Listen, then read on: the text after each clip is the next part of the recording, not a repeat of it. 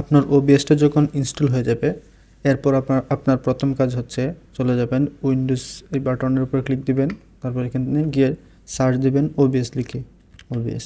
তো এখানে এটা আসলে এখান থেকে জাস্ট দেখেন এখানে লেখা আছে ওপেন ফাইল লোকেশন, ঠিক আছে, এটার উপরে ক্লিক দিবেন হবে। এরপর এখানে দেখেন ওবিএসটা এখানে শো করতেছে, এখান থেকে আবার রাইট বাটনে ক্লিক করবেন, তারপরে আবার যাবেন যে ওপেন ফাইল লোকেশন এই অপশনটা খুঁজে বের করবেন লিস্টের থেকে, এটার উপরে ক্লিক করবেন।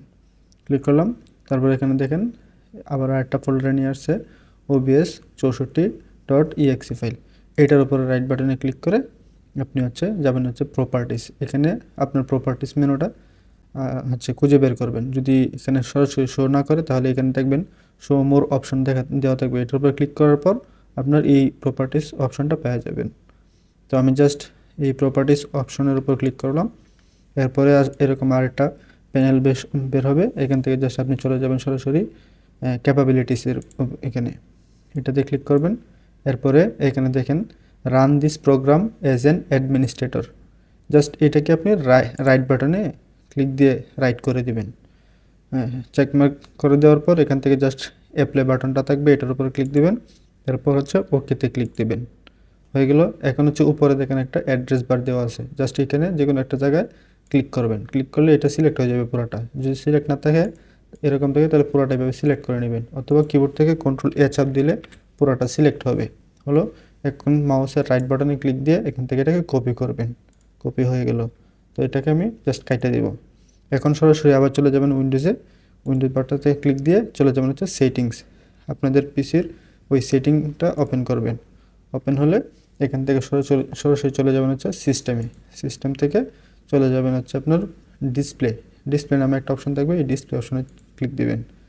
ডিসপ্লে অপশনে ক্লিক দেওয়ার পর একটু নিচে আসলে আপনি দেখবেন গ্রাফিক্স নামে একটা অপশন দেওয়া আছে, জাস্ট এটার উপর একটা ক্লিক করবেন। ক্লিক দিলেন, এখন এখান থেকে দেখেন অ্যাড ডেস্কটপ অ্যাপ, এই বাটনটার উপরে ক্লিক দিবেন। ক্লিক দেওয়ার পর এরকম একটা প্যানেল আসবে, এখান থেকে আপনি যে অ্যাড্রেসটা কপি করছিলেন এটা রাইট বাটনে চাপ দিয়ে আপনি পেস্ট করে দিন। পেস্ট হয়ে গেল, এখান থেকে জাস্ট অ্যাড দিবেন। অ্যাড দিলাম, তো এই ফোল্ডারটা আপনার এখানে শো করবে। শো করলে এখান থেকে দেখেন যে OBS যে ফাইলটা আছে এটা সিলেক্ট করবেন, সিলেক্ট করে এখান থেকে জাস্ট অ্যাড করে দিবেন। অ্যাড করলে এখানে দেখেন লিস্টের মধ্যে যে OBSটা চলে আসছে, প্রথমে এখানে ছিল না, এখন এখানে আইসা পড়ছে।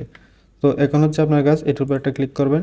ক্লিক করার পর দেখেন GPU পারফরমেন্স, এখানে গিয়ে এই যে প্রথম যে অপশনটা দেওয়া সেটার উপর একটা ক্লিক দিয়ে এটাকে হাই পারফরমেন্স করে দেবেন। ঠিক আছে, হয়ে গেল, সিলেক্ট হয়ে গেল। এখন এটা কেটে দেবেন, জাস্ট এখান থেকে ক্রস বাটনে চাপ দিয়ে কেটে দিলাম।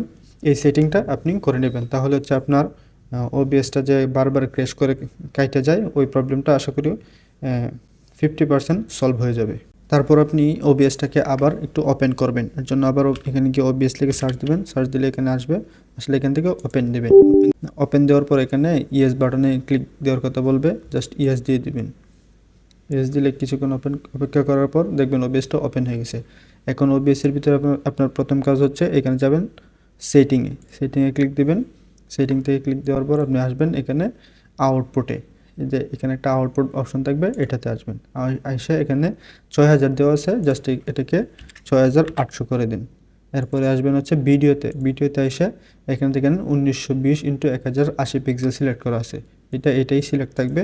এরপরে নিচেরটা একটু কম, এটাকে আপনি 1920x1080 পিক্সেল করে দিবেন, দুইটাই একই সিম হবে। তো সিম হয়ে যাওয়ার পর এখান থেকে জাস্ট অ্যাপ্লাই দিবেন, এরপরে ওকে দিবেন।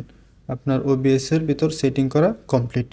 এর পরবর্তীতে আমরা দেখাবো কিভাবে OBSের ভিতরে আমাদের টেমপ্লেটটা ইনপুট করবেন।